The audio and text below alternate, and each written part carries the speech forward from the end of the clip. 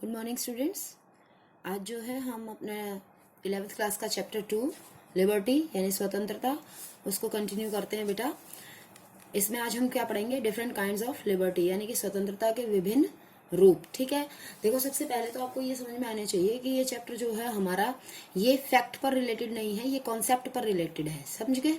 इसमें अपने को कॉन्सेप्ट समझते हैं, यहाँ पर फैक्ट्स कुछ नहीं है, ये सारा कॉन्सेप्ट से रिलेटेड है। तो कॉन्सेप्ट्स क्या क्या हैं? कॉन्सेप्ट यानी कि जैसे हम यहाँ पर जो अलग अलग प्रकार की जो भी स्वतंत्रताएं हम पढ़ेंगे, टोटल 8 टाइप्स ऑफ लिबर्टीज हैं।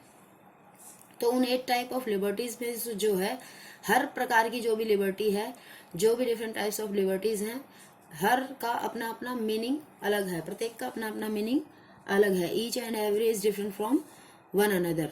ओके, पहले देखो प्राकृतिक स्वतंत्रता। प्राकृतिक स्वतंत्रता यानी कि नेचुरल लिबर्टी हम जिसको कहते हैं, ये क्या कहता है? नेचुरल लिबर्टी मीन्स क्या होता है बेटा? नेचुरल लिबर्टी मीन्स होता है कि एक इस प्रकार की लिबर्टी जब मनुष्य पैदा होता है, ठीक है, तो वो प्रकृति में पैदा होता है और प्रकृति के द्वारा वो किसी भी प्रकार के बंधनों में बंधा हुआ नहीं होता है। ठीक है, तो वो किसी भी प्रकार के बंधनों में बंधा हुआ नहीं है। जब वो स्वतंत्र पैदा होता है और तो उसको सभी प्रकार के कार्य करने की पूरी छूट होती है, उसके ऊपर किसी प्रकार का भी कोई प्रतिबंध नहीं होता है। ठीक है, इस जो प्राकृतिक स्वतंत्रता है उसका संबंध कब से है? इसका संबंध जब से है जब जो है राज्य अस्तित्व में भी नहीं आए थे, जब राज्यों का भी निर्माण नहीं हुआ था, तब उस समय से हम प्राकृतिक स्वतंत्रता के बारे में बात करते हैं। नेचुरल लिबर्टी का जो सबसे बड़े पक्षधर हैं, जो सबसे बड़े इसके जो इसका एडवोकेट करते हैं, इसको मानते हैं, वो है रूसो। ठीक है, रूसो ने अपनी बहुत ही फेमस बुक लिखी थी। इस बुक का नाम भी आपके एग्जाम में आ जाता है कभी कभी, सोशल कॉन्ट्रैक्ट, सामाजिक समझौता। ठीक है, इस बुक का नाम भी कभी कभी आपके पेपर में आ सकता है बेटे। तो इस बुक में उन्होंने क्या लिखा था? इसमें उन्होंने ये लिखा था कि मनुष्य स्वतंत्र पैदा होता है परंतु वह प्रत्येक स्थान पर बंधन में बंधा हुआ है। ठीक है, तो ये जो है ये स्टेटमेंट ये वेरी इंपॉर्टेंट है कि ये मानते हैं कि मनुष्य क्या है कि प्राकृतिक रूप से मनुष्य स्वतंत्र है, तो इसलिए ये जरूरी है कि उसको स्वतंत्र ही रखा जाए। ठीक है, लेकिन बेटा इससे आगे क्या होता है कि कुछ लेखक क्या है इस बात से सहमत नहीं है। क्यों सहमत नहीं है? जैसे मैंने आपको आगे भी बताया था पहले भी कि लिबर्टी मीन्स क्या होता है। लिबर्टी मीन्स जो है पूरी तरह से लिबर्टी नहीं, बल्कि लिबर्टी मीन्स होता है कि उसके ऊपर किसी प्रकार के कुछ प्रतिबंध भी होने चाहिए। ठीक है, रिस्ट्रिक्शंस विद जो है, अगर लिबर्टी के ऊपर रिस्ट्रिक्शंस हैं तो इसका मतलब वो कंप्लीट लिबर्टी तभी कहलाती है। अगर मान लीजिए रिस्ट्रिक्शंस नहीं होंगे तो वो कैसी जो हो जाएगी, वो जो है एक निरंकुश स्वतंत्रता का रूप बन जाती है, यानी कि उसके अंदर जो है माइट इज राइट जैसा सिद्धांत लागू हो जाता है। ठीक है, it works as a principle of might is right. Might is right means क्या है कि जो व्यक्ति पावरफुल होगा उसी का समाज में बोलबाला रहेगा, और जो व्यक्ति कमजोर होंगे वो कमजोर होने के कारण जो है वो अपने अधिकारों का प्रयोग नहीं कर पाएंगे और वो विकसित नहीं हो पाएंगे। ठीक है, सेकंड है नागरिक स्वतंत्रता। इट मीन्स सिविल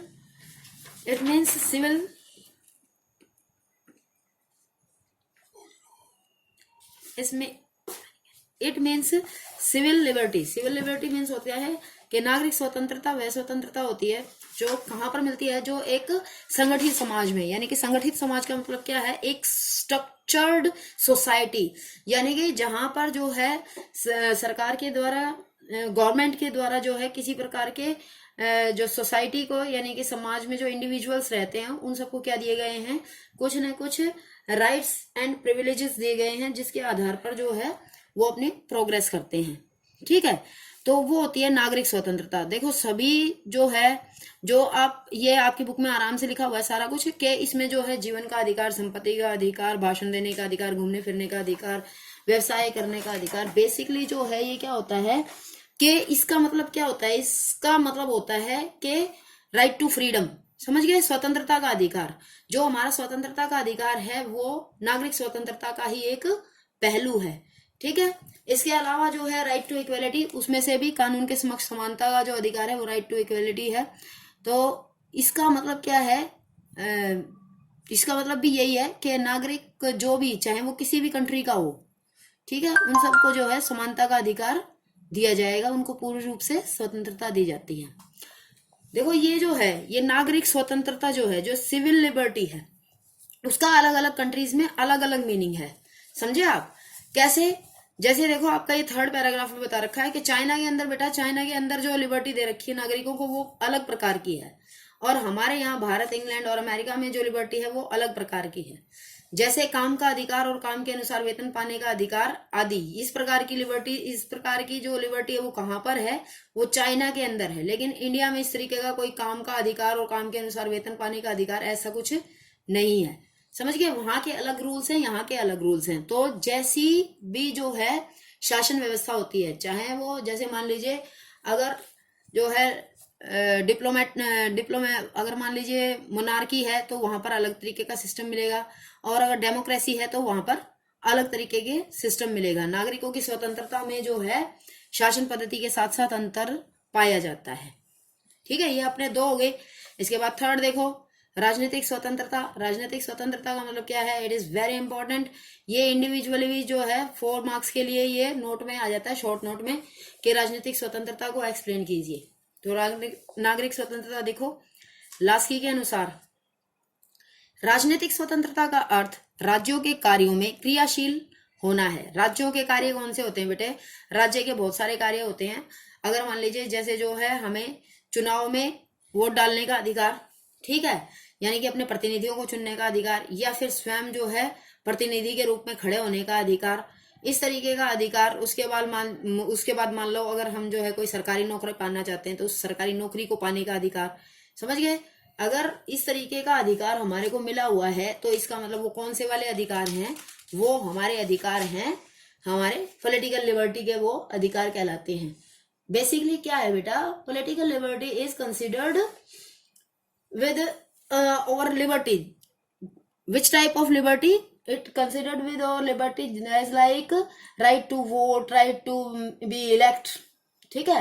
उसके बाद right to make constructive criticism of the government, यानी कि हम एक गवर्नमेंट का जो है कंस्ट्रक्टिव क्रिटिसिज्म कर सकते हैं। यानी ये हमारा जो फोर्थ पॉइंट है कि सरकार और उसकी नीतियों की आलोचना करने का अधिकार भी हमारे को राजनीतिक स्वतंत्रता के अंतर्गत मिलता है। ठीक है, देखो कहते हैं प्रोफेसर लास्की ने क्या कहा है इस विषय में। लास्की देखो, यहाँ पर भी लास्की आया है, इधर भी लास्की आया है। इन्होंने क्या कहा है कि शिक्षा राजनीतिक स्वतंत्रता के लिए 2 बातों का ध्यान होना आवश्यक है। कौन कौन सी 2 बातें? एक तो यह है कि सबको शिक्षा प्राप्त करने के समान अवसर प्राप्त हों। उनके विचार थे कि शिक्षा की वह प्रणाली जो धनी तथा निर्धन बच्चों के लिए पृथक पृथक शिक्षा संस्थाएं स्थापित करती है बहुत ही निंदनीय है, क्योंकि वह धनी लोगों के बच्चों को अधिकार जताने तथा निर्धन लोगों के बच्चों को आज्ञा मानने की आदत सिखाती है। ठीक है, इस प्रकार का समाज कभी राजनीतिक स्वतंत्रता प्राप्त नहीं कर सकता है, प्रदान नहीं कर सकता है, क्योंकि शासन करने वाले के लिए शिक्षित वर्ग और अधिकारियों का बलपूर्वक प्रयोग करेगा, क्योंकि वह उसके प्रति सचेत है, परंतु आज्ञा पालन के लिए अशिक्षित वर्ग अपनी आवश्यकताओं की पूर्ति इसलिए नहीं कर पाएगा क्योंकि उसने अपनी मांग को सही रूप से प्रस्तुत करना ही नहीं सीखा है। ये लास्की इस बात के लिए कह रहे हैं, इन्होंने ये कहा है कि राजनीतिक स्वतंत्रता मिलना बहुत ही ज्यादा जरूरी है, और उसका राजनीतिक स्वतंत्रता का सीधा संबंध किससे बताया गया बेटा? शिक्षा से इन्होंने कोरिलेट किया है कि अगर जो है राजनीतिक स्वतंत्रता देना चाहते हो तो उसके लिए पहले क्या होना चाहिए, नागरिकों को शिक्षित किया जाना चाहिए, ताकि जो है अगर कोई भी ऐसी गवर्नमेंट है जो अमीर और गरीब के बच्चों में फर्क करती है, उनको शिक्षा देने में जो है नीतियों में परिवर्तन रखती है और बराबर से शिक्षा नहीं देती है, तो इसका मतलब वो क्या कर रही है, वो भेदभावपूर्ण नीति अपना रही है, जो कि बिल्कुल गलत है।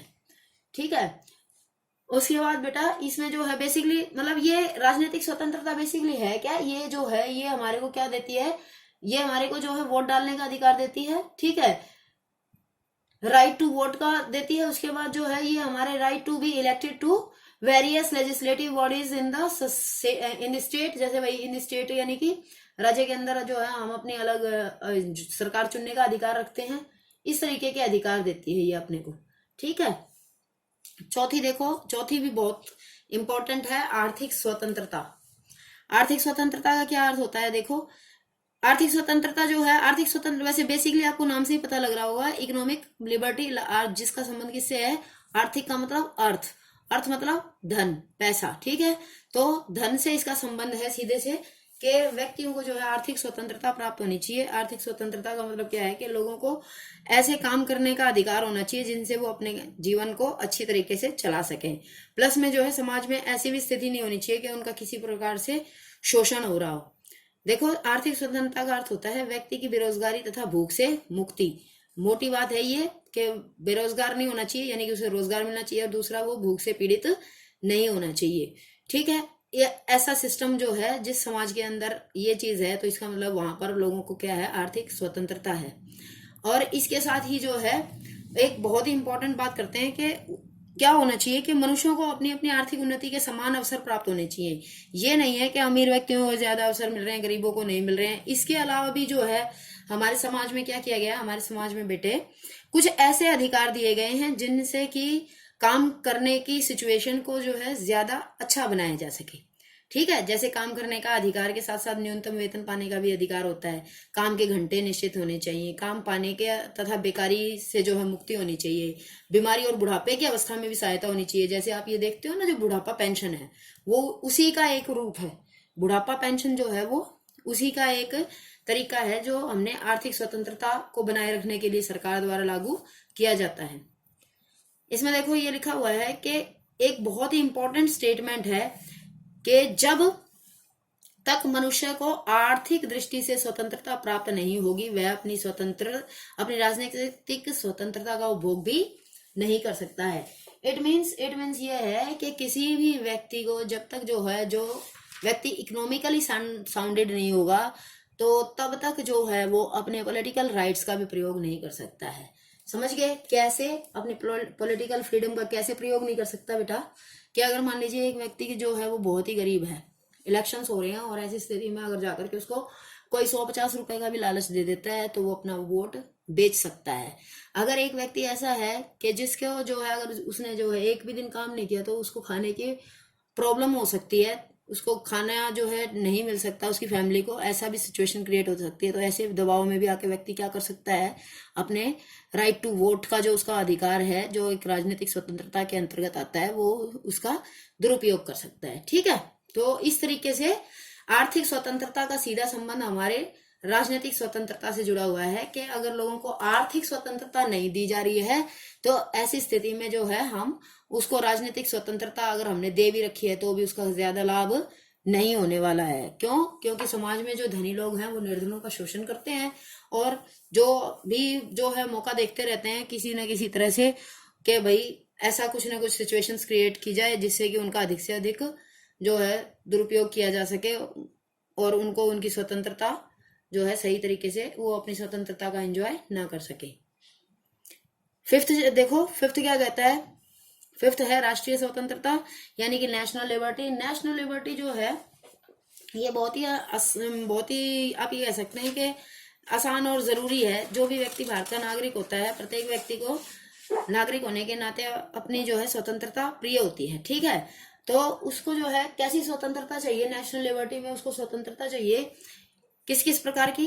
के धर्म, भाषा, जाति तथा संस्कृति के आधार पर संगठित राष्ट्र के लिए स्वतंत्रता बहुत आवश्यक है, क्योंकि इसके बिना वह अपना आर्थिक तथा राजनीतिक विकास नहीं कर सकता। यही कारण है कि प्रत्येक राष्ट्र अपनी स्वतंत्रता प्राप्त करने और उसको बनाए रखने के लिए बड़े से बड़ा बलिदान करने के लिए भी तैयार रहता है। ठीक है, जो राष्ट्र होते हैं, जो नेशंस होते हैं, वो बिल्डअप किए जाते हैं, तो उसके बाद जो है उसको बचाए रखने के लिए हर संभव प्रयास किया जाता है, बड़े से बड़े बलिदान दिए जाते हैं ताकि अपनी नेशनल लिबर्टी बची रह सके। अगर देखो हमारी नेशनल लिबर्टी बची रह सकेगी तभी हम जो हमारे को इतनी अलग अलग प्रकार की जो लिबर्टीज मिली हुई हैं हम उनको एंजॉय कर सकते हैं। तो इसलिए जो है राष्ट्र के लिए जो है स्वतंत्रता बहुत ही आवश्यक है, यानी कि राष्ट्रीय स्वतंत्रता हमारा बहुत ही इम्पोर्टेंट फैक्टर है। इसके बिना हम जो है हम और जो हमारे को इतनी सारी लिबर्टीज मिली हुई है हम उनका लाभ नहीं उठा सकते हैं। उसके बाद देखो बेटा, सिक्स्थ पॉइंट है व्यक्तिगत स्वतंत्रता। व्यक्तिगत स्वतंत्रता का मतलब क्या होता है कि मनुष्य एक सामाजिक प्राणी है। सबको मालूम है इस बात का। सामाजिक प्राणी का मतलब क्या होता है कि मनुष्य समाज में रहता है और समाज में ही वो अपनी बहुत सारी आवश्यकताओं की पूर्ति करता है। ठीक है, तो अतः समाज कल्याण की दृष्टि से यदि उसके उन कार्यों पर प्रतिबंध लगा दिया जाए जिनका प्रभाव अन्य व्यक्तियों पर पड़ता है तो यह अनुचित नहीं, परंतु उसके उन कार्यों पर नियंत्रण नहीं होना चाहिए जो केवल उसके जीवन से संबंधित हैं। इन्हीं कार्यों से संबंधित स्वतंत्रता को व्यक्तिगत स्वतंत्रता कहा जाता है। ठीक है, आपने देखो जो है हमने एस्पेक्ट्स ऑफ लिबर्टी पढ़ाए थे, उसमें मैंने आपको बताया था कि स्वतंत्रता के दो पहलू होते हैं, सकारात्मक और नकारात्मक। ठीक है, तो जो सकारात्मक जो पहलू है वो तो कहता है प्रतिबंध होने चाहिए, लेकिन नकारात्मक पहलू वाले क्या कहते हैं बेटा कि प्रतिबंध नहीं होने चाहिए। तो वो नकारात्मक पहलू वाले ही यहाँ पर अपने पॉइंट रख रहे हैं कि व्यक्तिगत स्वतंत्रता जो होती है कि व्यक्ति को वो सभी काम करने की छूट होनी चाहिए जिन कामों को करने से उसको फायदा हो सकता है, उसको लाभ हो सकता है। ठीक है, कुछ मामले ऐसे हैं जो व्यक्ति के निजी जीवन से संबंधित होते हैं, तो उन कार्यों में कोई भी व्यक्ति दूसरे का हस्तक्षेप सहन नहीं करता। यहाँ तक कि कई बार माता पिता या पति पत्नी और ये इस चीजों का भी हस्तक्षेप सहन नहीं करता है। तो ये क्या है, यही हमारी क्या है, पर्सनल लिबर्टी है। ठीक है, कि व्यक्ति को पर्सनल लिबर्टी होनी चाहिए, लेकिन कहीं पर जो है बहुत सारे लोगों ने ये कहा है कि पर्सनल लिबर्टी के नाम पर ऐसा नहीं होना चाहिए कि व्यक्ति जो है कोई भी ऐसे कार्य करे जिससे कि वो समाज को जिससे नुकसान हो। व्यक्तिगत रूप से हो तो वो अपने को नुकसान पहुंचा ही रहा हो, लेकिन उसके नुकसान पहुंचाने से अगर समाज को भी नुकसान है तो ऐसे कार्य नहीं किए जाने चाहिए किसी भी व्यक्ति के द्वारा। ठीक है, देखो जैसे कुछ व्यक्तिगत कार्यों पर राज्य को प्रतिबंध लगाने पड़ते हैं, जैसे राज्य को सार्वजनिक स्वास्थ्य, सार्वजनिक शालीनता यानी कि पब्लिक डिसेंसी, धार्मिक सहिष्णुता आदि को ध्यान में रखकर व्यक्ति की स्वतंत्रता को मर्यादित करना पड़ता है। वास्तविकता में समाज का स्वरूप इतना जटिल हो गया है कि जिसमें व्यक्तिगत, इस वाक्य का अर्थ है समाज का स्वरूप इतना कॉम्प्लिकेटेड हो गया है कि भाई क्या है कि अलग अलग तरह के लोग हैं, अलग अलग धर्मों को मानने वाले लोग हैं, और वह कहीं ना कहीं क्या करते हैं कि जो उनको अधिकार दिए गए हैं उन अधिकारों का वो दुरुपयोग करते हैं। ठीक है, धार्मिक स्वतंत्रता के नाम पर लोग जो है जैसे दंगा फसाद करते हैं। अभी जो कोरोना वायरस की चल रहा है उसमें देखो सार्वजनिक स्वास्थ्य है, यानी कि कोई भी ऐसा कार्य नहीं करना चाहिए लोगों को जिससे कि एक व्यक्ति को कोई बीमारी हो गई है तो वो दूसरे व्यक्तियों को उससे पीड़ित कर दे। लेकिन अगर लोग जो है ऐसा करते हैं तो फिर राज्य क्या कर सकता है, राज्य उसको इस चीज के लिए दंडित भी कर सकता है और उसको रोकने का प्रयास भी कर सकता है। ठीक है, तो इस तरीके से जो है ये बहुत ज्यादा जरूरी है कि व्यक्तिगत स्वतंत्रता कैसी, उसके ऊपर भी क्या होनी चाहिए। अगर वो व्यक्तिगत स्वतंत्रता दूसरों को बाधा पहुंचाने वाली है तो उसको भी रिस्ट्रिक्टेड किया जाना चाहिए, उस पर भी प्रतिबंध लगाए जाने चाहिए अगर जरूरी हो तो। ठीक है, उसके बाद 7th देखो, धार्मिक स्वतंत्रता यानी कि रिलीजियस लिबर्टी। धार्मिक स्वतंत्रता का अर्थ है कि प्रत्येक व्यक्ति को उसकी इच्छा के अनुसार जो भी वो धर्म पूजा पाठ करना चाहे वो कर सकता है। इसके लिए बेटा जो है हमारे कॉन्स्टिट्यूशन में भी प्रावधान किया गया है, हमारे कॉन्स्टिट्यूशन में भी जो है प्रोविजन रखा गया है कि जिसका जो मन करे वो वही जो है अपनी धार्मिक स्वतंत्रता यानी कि रिलीजियस लिबर्टी के अनुसार अपने धर्म का पालन कर सकता है। क्योंकि भारत में बहुत सारे अलग अलग धर्मों के लोग रहते हैं, इसलिए ये जरूरी है कि इस प्रकार का अधिकार लोगों को दिया जाए। हमारे जो फंडामेंटल राइट्स हैं उसमें आर्टिकल 25 से लेके 28 तक यानी कि धारा 25 से 28 के बीच में धार्मिक स्वतंत्रता का अधिकार दिया गया है, जिसके अंतर्गत ये स्पष्ट रूप से कहा गया है कि राज्य का अपना कोई धर्म नहीं होगा। इंडिया को एक सेकुलर कंट्री बनाया गया है, यानी धर्मनिरपेक्ष कंट्री बनाया गया है। इसका अर्थ ये होता है कि भारत के अंदर किसी प्रकार का भी कोई धर्म के राज्य का कोई अपना जो है आधिकारिक धर्म नहीं होगा। प्रत्येक व्यक्ति को अपना अपना इच्छा अनुसार अपने धर्म को मानने की पूरी छूट है। 8th देखो, नैतिक स्वतंत्रता यानी कि मॉरल लिबर्टी।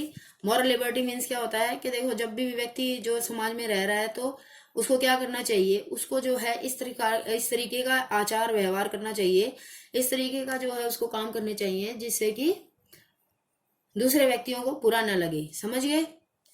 हालांकि देखो नैतिक स्वतंत्रता को अगर कोई फॉलो नहीं करता है तो इसके लिए जो है राज्य की तरफ से कोई दंड नहीं दिया जाता है, लेकिन फिर भी ये ऐसी चीज होती है बेसिक जो है मोरालिटी के आधार पर जो है ये मॉरल लिबर्टी दी गई है। अगर कोई मॉरल लिबर्टी को फॉलो करता है तो वो समाज में एक अच्छा इंसान कहलाता है। देखो हीगल, ग्रीन व बोसांके के अनुसार नैतिक स्वतंत्रता केवल राज्य में ही की जा सकती है। राज्य उन परिस्थितियों का निर्माण करता है जिसमें रहकर मनुष्य नैतिक उन्नति कर सकता है और नैतिक रूप से स्वतंत्र हो सकता है। वैसे तो नैतिक स्वतंत्रता की महत्ता मनुष्य जीवन के प्रत्येक क्षेत्र में होती है, परंतु इसका महत्व लोकतंत्रीय जीवन के लिए बहुत अधिक है, क्योंकि इसमें जीवन का स्वरूप मुख्य रूप से सार्वजनिक होता है।